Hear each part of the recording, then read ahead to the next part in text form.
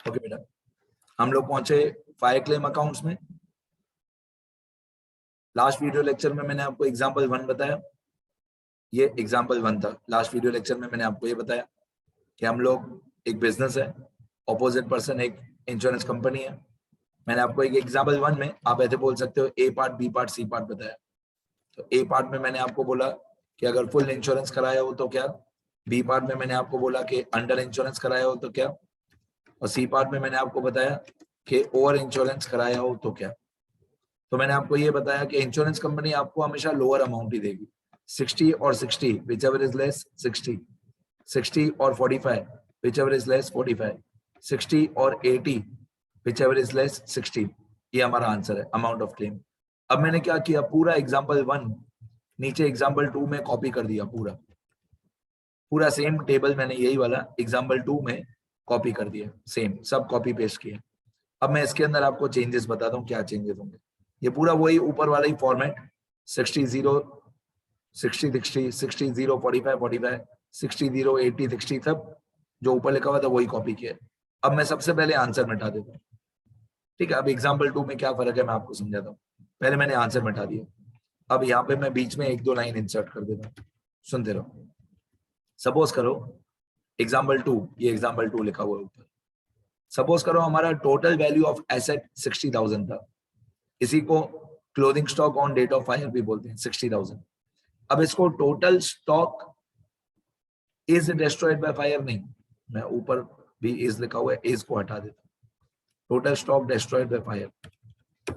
अब एग्जांपल 2 में, ये एग्जांपल 2 में चले गए, total stock destroyed by fire नहीं, ये लाइन में मिटा देता हूं। अभी एग्जांपल 2 60,000 का स्टॉक था।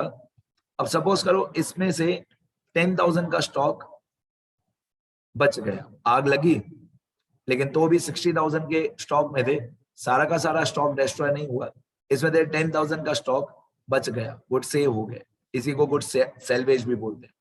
यही 10,000 तीनों जगह पे कॉपी करते हैं, केस ए बी सी तीनों जगह पे मैंने ऐसे लिखा कि 10,000 के गुड्स बच गए।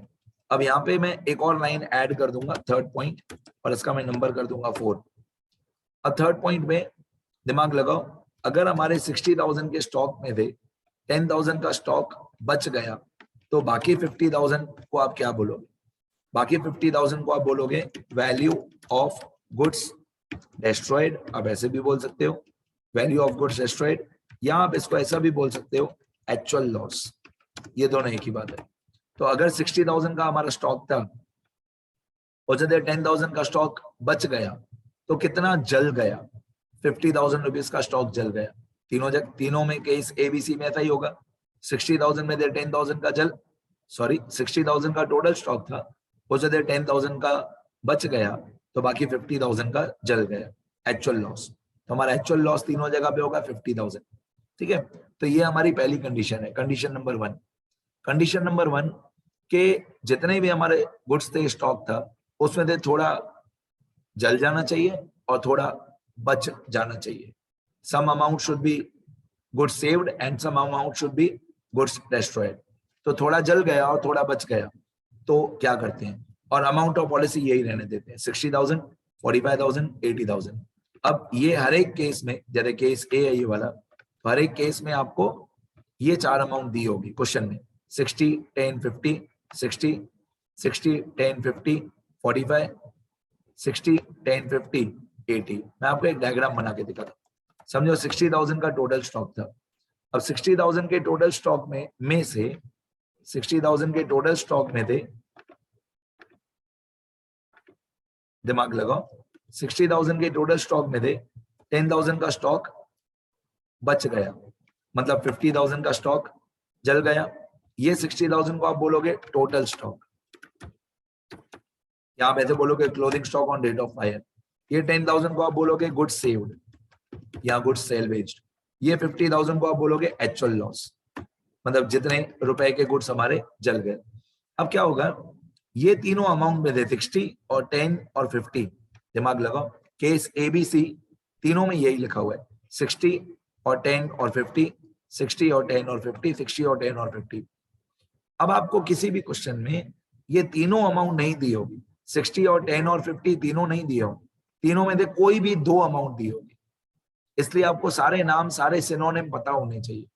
अब समझो 60,000 टोटल स्टॉक है, उसमें 10,000 के गुड्स सेल हो गए, अब आपको 60 और 10 दिया हुआ है, तो 60 में से 10 माइनस कर दोगे तो 50 आ जाएगा ना। या आपको 60 दिया हुआ है टोटल स्टॉक, उसमें 50,000 दिया हुआ है एक्चुअल लॉस, तो 60 में से 50 माइनस करोगे तो 10,000 आ जाएगा।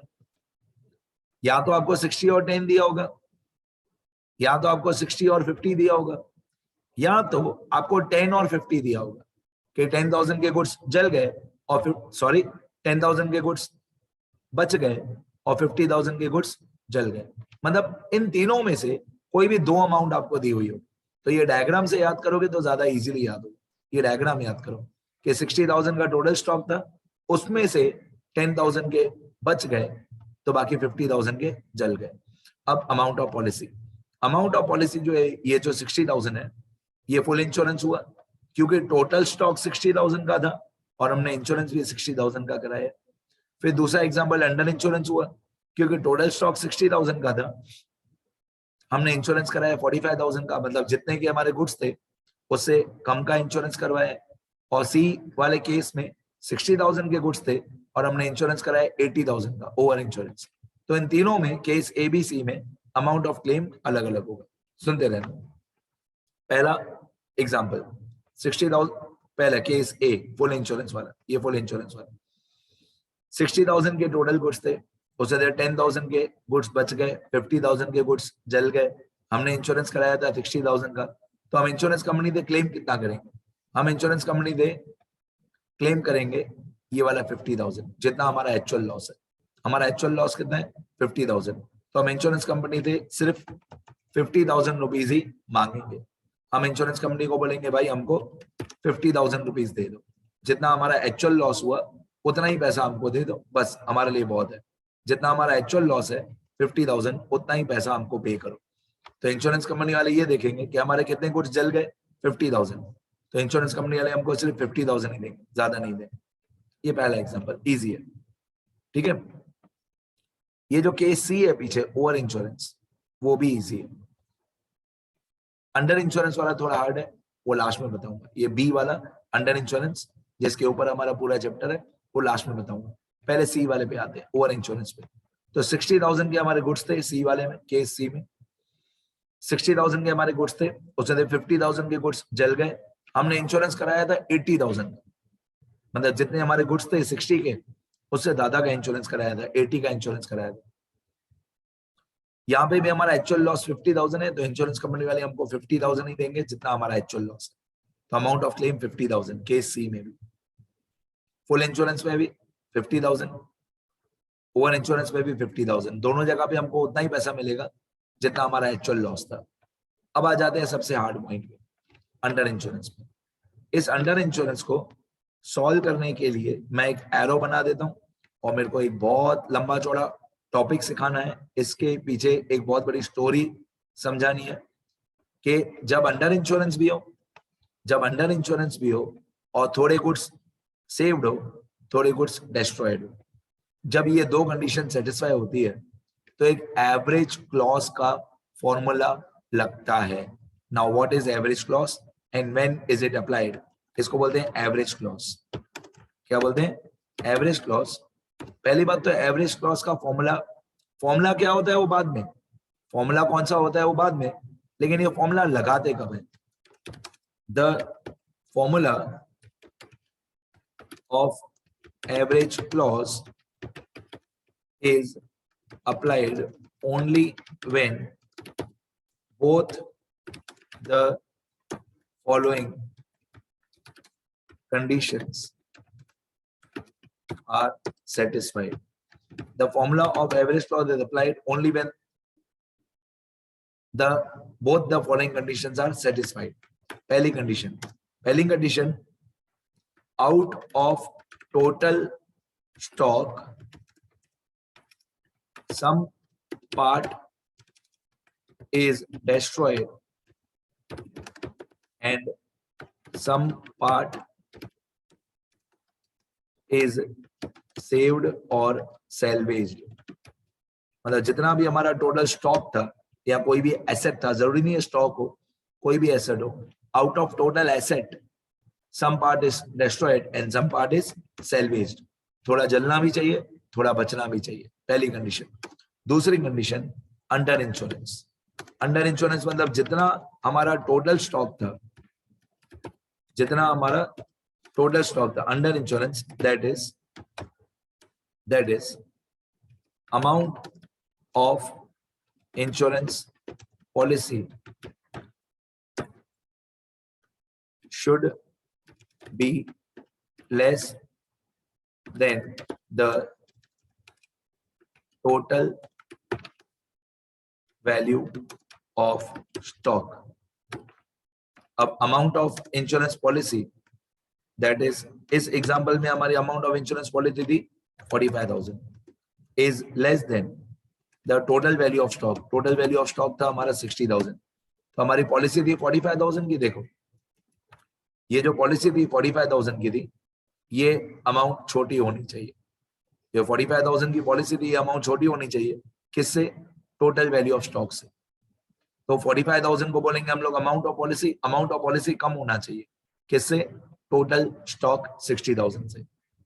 तो एक कंडीशन कि जितना टोटल स्टॉक था उसमें थोड़ा सेव्ड भी होना चाहिए, थोड़ा डिस्ट्रॉयड भी होना चाहिए।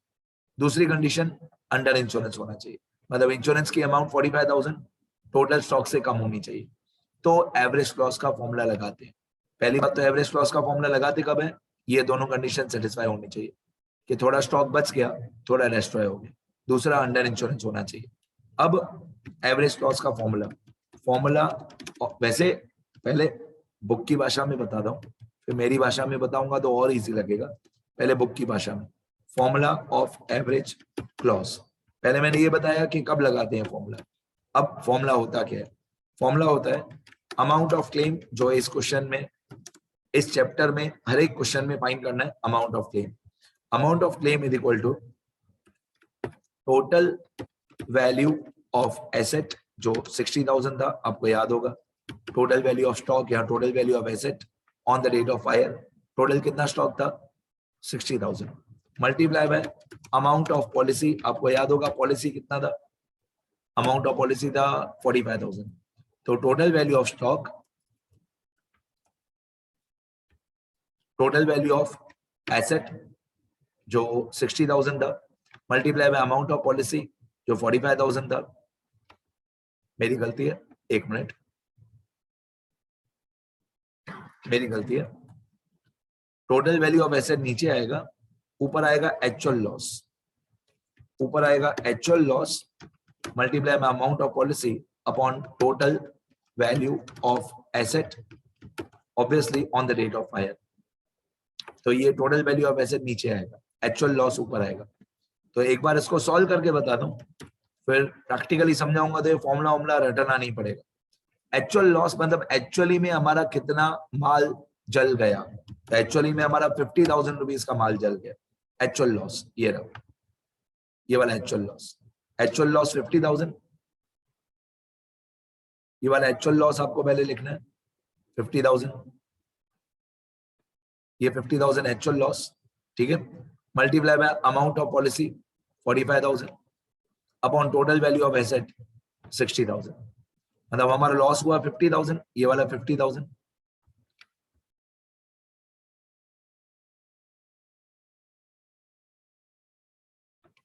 ये 50,000 हमारा लॉस हुआ, multiply by amount of policy 45,000 upon total value of asset 60,000। मैं पहले एक बार सॉल्व कर दूं, फिर अपनी इंडियन भाषा में समझाऊंगा तो और इजी लगेगा। 50,000 हमारा एक्चुअल लॉस हुआ, ठीक है। Multiply by amount of policy, amount of policy था 45,000 upon total value of asset 60,000 था। एक बार ये कंप्लीट होने दो, फिर और आगे बता दो। तो 50,000 मल्टीप्लाई बाय 45,000 डिवाइडेड बाय 60,000, इसका आंसर होता है equal to 50,000 multiply by 45,000 divided by 60,000। इसका आंसर होता है 37,500। मतलब हम इंश्योरेंस कंपनी से क्लेम करेंगे 37,500 रुपीज। इतना हम इंश्योरेंस कंपनी से क्लेम करेंगे 37,500। कहते क्वेश्चन आंसर सब खत्म हो गया। हमारा आंसर आएगा 37,500। लेकिन ये हुआ क्या, ये है क्या, ये फॉर्मूला की मीनिंग क्या है, उसके पीछे की थोड़ी स्टोरी समझते हैं। मार्क्स मिल गई आपको, आप इतना फॉर्मूला घर से याद करके जाओगे, 37,500 लिखोगे, आपको मार्क्स मिल जाएंगे। लेकिन ये स्टोरी है क्या, ये स्टोरी क्या है कि हम हमारा टोटल स्टॉक जिस दिन आग लगी उस दिन टोटल स्टॉक था 60,000। उसे दे 10,000 का स्टॉक बच गया, बाय चांस बच गया, 50,000 का स्टॉक जल गया। अब हमने इंश्योरेंस कराया था कम पैसों का 45,000 का, तो हमारे और इंश्योरेंस कंपनी के बीच में झगड़ा हो जाएगा। हम बोलेंगे कि भाई जो माल जल गया 50,000 उसी का इंश्योरेंस था, तो हम इंश्योरेंस कंपनी को बोलेंगे भाई ज्यादा से ज्यादा पैसे हमको दो। हम बोलेंगे भाई 50,000 का माल जल गया, प्लीज 50,000 हमको दे दो, या एटलीस्ट 45,000 तो दे दो जितना हमने इंश्योरेंस कराया था। तो इंश्योरेंस कंपनी वाले बोलेंगे नहीं, आपके जो गुड्स जल गए हैं 50,000 के उनका इंश्योरेंस नहीं था, जो 10,000 के गुड्स बच गए हैं ना उनका इंश्योरेंस था, और वो तो बच गए। 10,000 के गुड्स उनका इंश्योरेंस था, तो पैसा काएगा। तो हमारे बीच में और इंश्योरेंस कंपनी के बीच में झगड़ा हो जाएगा, क्लैश हो जाएगा। हम बोलेंगे कि भाई पूरा 45,000 दो, इंश्योरेंस कंपनी वाले बोलेंगे पूरा 45,000 का आएगा, 10,000 के तो गुड्स बच गए ना, वो तो आपके पास ही है, उसका पैसा हम क्यों दें। तो इंश्योरेंस कंपनी वाले बोलेंगे 45,000 में दे, 10,000 के गुड्स बच गए, बाकी 35,000 ले लो। हम बोलेंगे भाई पूरा 45,000, तो होता है क्लैश चलते रहेगा। यहाँ पे एवरेज क्लॉज आता है, यहाँ पे एवरेज क्लॉज आता है, और एवरेज क्लॉज तभी अप्लाई होगा जब दोनों कंडीशन सेटिस्फाई हो जाए। एक, थोड़ा गुड्स सेव्ड होना चाहिए, थोड़ा डिस्ट्रॉयड होना चाहिए, दूसरा अंडर इंश्योरेंस होना चाहिए। मतलब ये जो 45,000 है वो 60,000 से कम होना चाहिए। अब अमाउंट तो आपको याद हो गई होंगी सारी, 60, 10, 50, 45, ठीक है। अब एवरेज क्लॉज क्या होता है, मैं इस टेबल में ये जो डायग्राम बनाया है इसके थ्रू बताता हूँ। 60,000 का टोटल हमारा स्टॉक था, उसके सामने हमने इंश्योरेंस कराया था 45,000। 60,000 का हमारा टोटल स्टॉक था, उसके सामने हमने इंश्योरेंस कराया 45,000 का। सुनते रहना सब लोग, ये कॉपी, ये पेस्ट। टोटल हमारा स्टॉक था 60,000 का, उसके सामने हमारी अमाउंट ऑफ पॉलिसी थी कितने रुपए की, 45,000 की, ठीक है।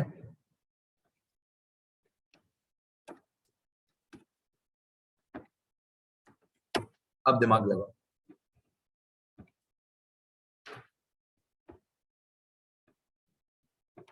अब देखो क्या होगा। टोटल हमारा स्टॉक था 60,000 का, उसमें 50,000 का स्टॉक जल गया, हमारी पॉलिसी थी 45,000 की। तो इंश्योरेंस कंपनी वाले एवरेज निकालेंगे। इंश्योरेंस कंपनी वाले एवरेज कैसे निकालेंगे कि 60,000 के टोटल स्टॉक में थे, दिमाग लगाओ यहीं पे आपका आंसर आ जाएगा। 60,000 के टोटल स्टॉक में थे, 50,000 का स्टॉक जल गया, तो 45,000 की पॉलिसी में से हमको कितना पैसा मिलना चाहिए, ये हमारा आंसर होगा। कि अगर 60,000 के स्टॉक में थे, 50,000 का स्टॉक जल गया, तो 45,000 की पॉलिसी में से कितना पैसा मिलना चाहिए। और इजी भाषा में बताऊं, और इजी भाषा में बताता हूं। 60,000 के स्टॉक के सामने क्रॉस मल्टीप्लाई करना है। 60,000 के स्टॉक के सामने हमने पॉलिसी कराई थी 45,000 की, बोलना सीखो। 60,000 के स्टॉक के सामने हमने पॉलिसी कराई थी 45,000 की, तो जो 50,000 रुपए के गुड्स हमारे एक्चुअली में डिस्ट्रॉय हो गए, उसकी कितनी पॉलिसी कराई होगी। जो 50,000 रुपए के गुड्स जल गए उसकी कितनी पॉलिसी होगी, दिमाग लगाओ। 60,000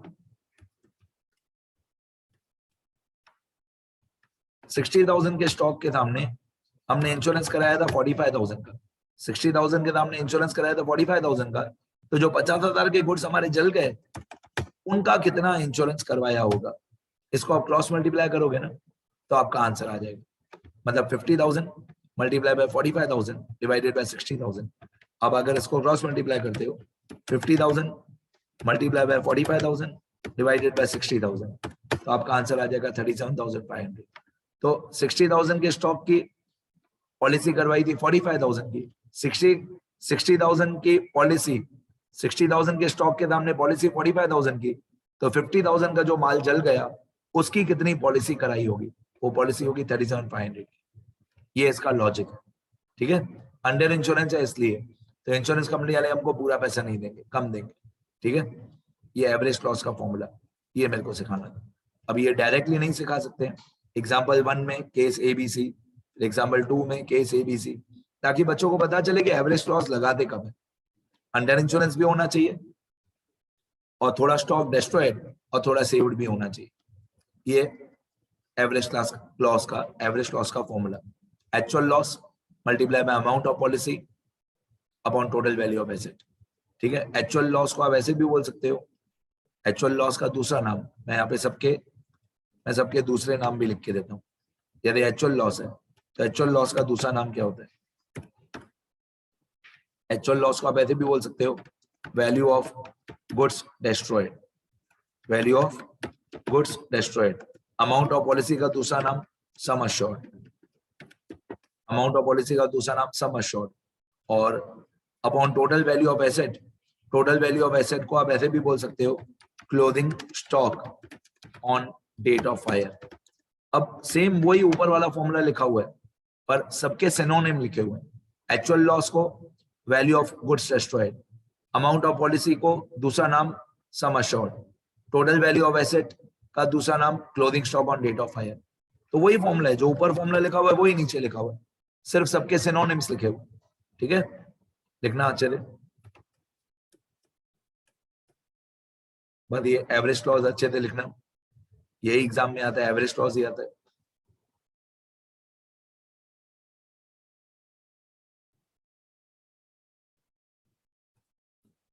ये पूरा टेबल बनाओ अच्छे से।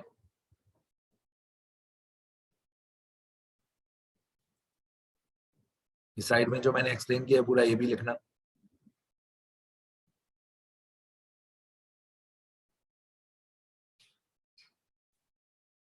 ये एवरेज लॉस के रूल्स लिखना अच्छे से।